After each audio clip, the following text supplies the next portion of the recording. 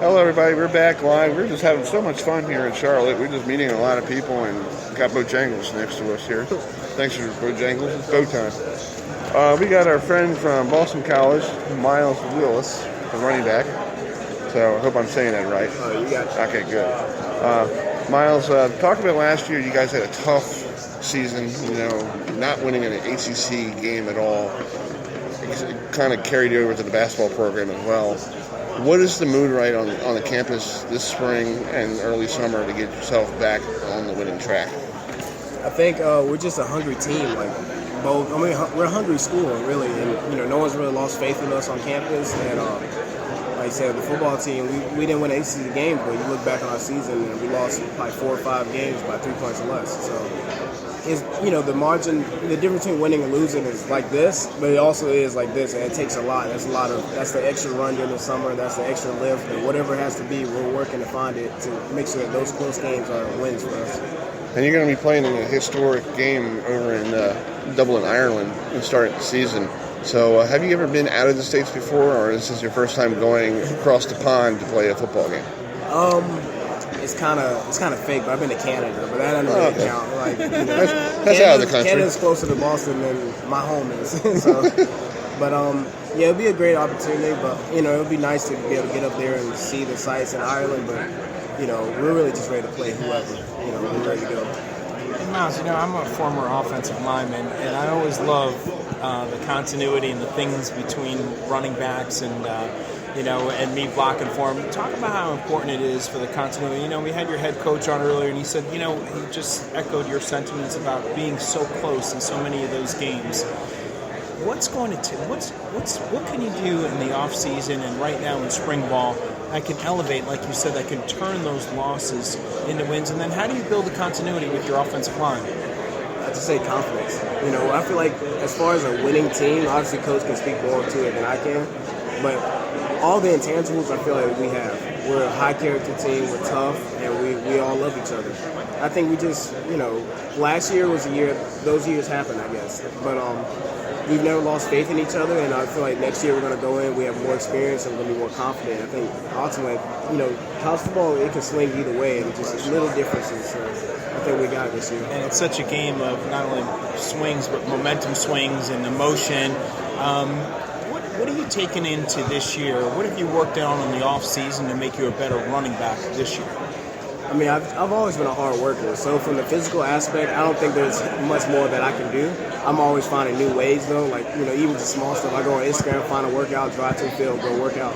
But, do an extra workout. But it's more like the mental aspect. I think at Boston College, it's something special when guys become seniors and they fully materialize and they reach their full potential. And, like, right now, I have so much more, a better perspective of everything. I have a better perspective of my coach. I have so much more appreciation for him because when you're a senior, you're looking the other way. It's like, even if I'm blessed to go to the league, no coach don't care for me as much as Coach Dadson. Like, that was the last one. Coach Chadwick was amazing back at Marist High School, but this is it where in the real world it's cutthroat. So you really kind of hold on and appreciate what you have in college. And for this senior year, I just have so much appreciation for my school, my coaching staff, and my family to realize I'm about to graduate from a great university. So I'm trying to use that perspective and really just play with a lot of love, fire, and intensity, and just leave it all out. One thing that we've talked to a couple of running backs over the last couple of days, and one thing they've emphasized is the importance of blitz pickup. Obviously, that's a big thing, going to the next level about, people scouting. How can you prepare, or how can you practice blitz pickups, with you don't know what the other team's defense is? Is that something that you can mentally kind of get ready for, or can you study film on that? Well, yeah, definitely. A lot of times, blitz pickup is knowing where you're supposed to go. Like, you see in the NFL, there's not that many running backs that are knocking out linebackers, but if you know where you're supposed to go, you're going to meet him and you're going to disrupt his rush, and he's not going to affect the quarterback. And that's all game plan, that's all film study, and that's something definitely that, you can never study too much film. When we had Coach on, we talked, and he mentioned the injuries and how we kind of had to grind out games and let defense and special teams. But this year you're coming back obviously healthy. What what can you do to kind of get that offense going? We talk to Boston College fans, and, they always talk about the glory years, about how we used to, score and be a force. What's it going to take to bring BC back into prominence in the ACC? I mean, college football games, all it takes is 1 or 2 plays, and that turns the tide, and I feel like, I've taken it upon myself to be a big play guy. I always think back to my, the USC game, and when we beat them, they're the number 9 team in the country, and what started that, I had a big 58-yard run coming out of our own end zone. So, everyone just has to do their role, and at the end of the day, college football games come down to 1 or 2 plays, and when it's your time to make those 1 or 2 plays, you got to make them. I think that's the biggest difference from last year, and that's what we have to do this year to be successful. Cool. Well, talking about Boston College, I know Miami doesn't play you guys. Do you wish one day, I know before you leave, have Miami on your schedule? You growing up, was Miami one of those schools that you enjoyed, watching as a kid, or, I mean, definitely, especially in the 2000s, you couldn't like Dorsey and all those people, those schools. It's funny flying down. Me and Milano, we were watching the 30 for 30 on Miami. Everyone knows that. Miami definitely has some glory years, and they're still obviously a really talented team. But obviously I would love to play them at Miami, see them come down and smoke and everything. But I mean, college football, especially in the ACC, there's so many great teams, so many historic venues. So I'm missing out on playing Miami, but I also get to see Chief Osceola throw the spoon out. So it's just a lot, a lot to take in a lot of times. How was it like playing in Fenway Park last year? I know the Red Sox let you guys play on their field. It looked pretty cool with the football field going in the other direction and the scoreboard, the old green monster with the scoreboard. How was it playing on that field? I mean, it was just a great, unique opportunity. I can look back on in my life, I'll say I had the opportunity to play at Yankee Stadium, Fenway Park, and now Dublin, Ireland. So hey, you don't have to join the Major League Baseball. Yeah. So that was definitely a unique experience, and just to be right there, so many, especially during the summer, you spend so much time down in Fenway, going to baseball games and stuff. So be able to play there was awesome. I just wish we really could have pulled out that victory. That was another close, heartbreaking loss. Well, Miles, I know you are a busy guy. I know everybody wants you today, but nice jacket. I got to say, Boston College does a very good job keeping their players very neat and clean. Not Glenn Campbell-like guy right here. I need to shave. I saw myself on TV, but good luck this season, and hopefully we'll maybe see you down the road in Cam's house and play for the national for the ACC championship game. Yeah, thank you. Thanks. Good luck this year, man. That was Miles Willis, the running back for the BC Eagles, and maybe we could get Mr.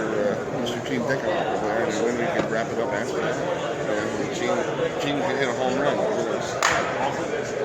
Maybe we could.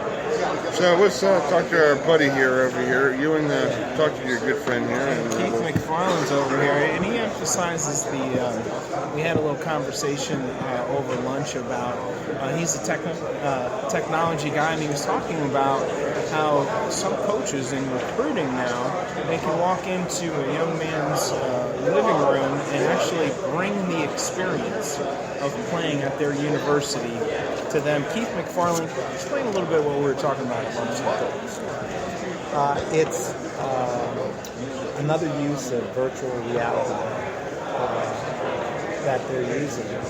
And what they do is they create content that's made up of, for example, the university's game, or the atmosphere of the stadium and the crowd, the pomps and circumstances you hear from the band and all of that stuff that goes with things that comes across from the game. And essentially what's going on is that when they put you into this virtual world, it's literally like you are stepping into exactly that atmosphere. You are in the stands, in one instance among the crowds as you're watching the game replay, or you're actually on the field, envisioning yourself as a player there at the time, and you can watch, literally it's almost like real action going on. And they can even take you through a tour of the campus through the lens of this virtual world. So they're coming up with different content to equate that atmosphere. So a lot of times they won't actually have to bring you to the campus. Sorry, everyone, on that. But they can actually bring the content and that feeling and that atmosphere to you.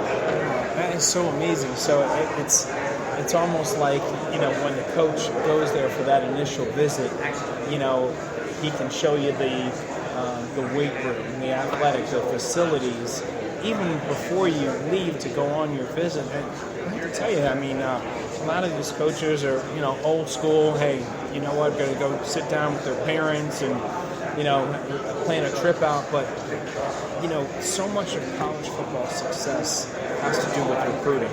And I have to tell you that this school that we're talking about is going to be amazing. These guys, they have assistants, but these head coaches better get up on it because it's something can be used as such a measure of advancement, especially with kids in technology these days. Your thoughts?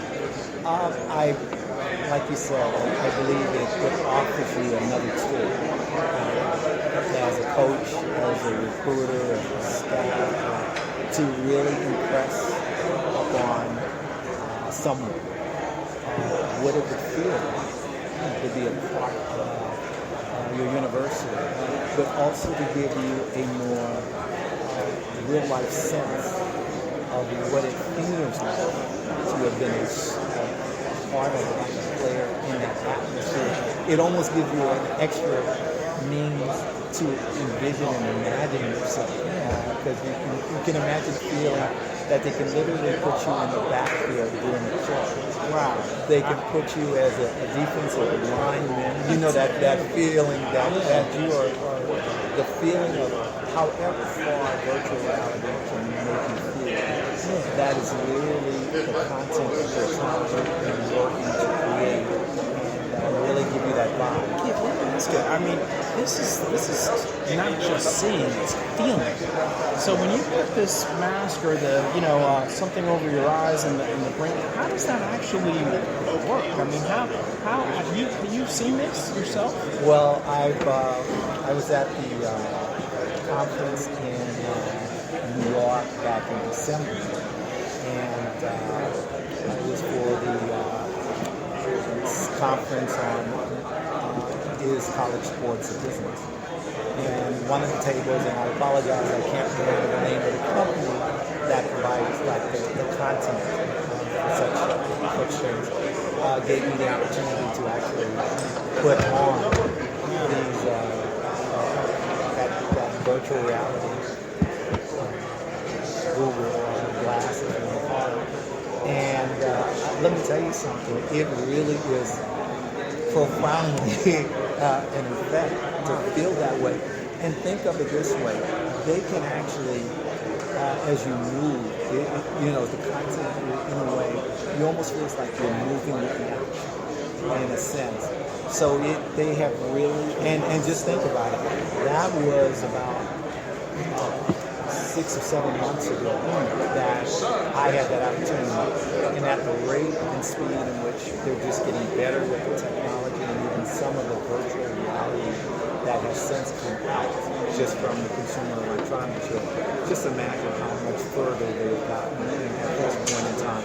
And right now what you're seeing is really a new business developing in creating content to give people.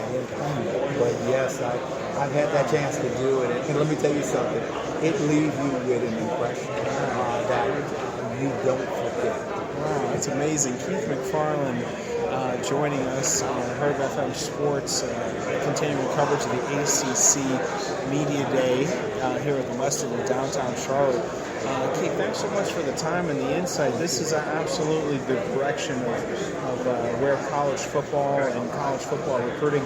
I know, they use a lot of virtual stuff, not just in, we talked about recruiting, but in trying to anticipate defenses, coaches, and stuff like that. So this is certainly a trend that is only going to get stronger. So we appreciate your time and all the best. We will continue to see you at ACC media events, Keith. Thank you for asking. All right. We're going to take a quick timeout before we get Gene Deckerhoff, the voice of the Florida State Seminoles and the Tampa Bay Bucks on. You're listening to Herbeck on Sports.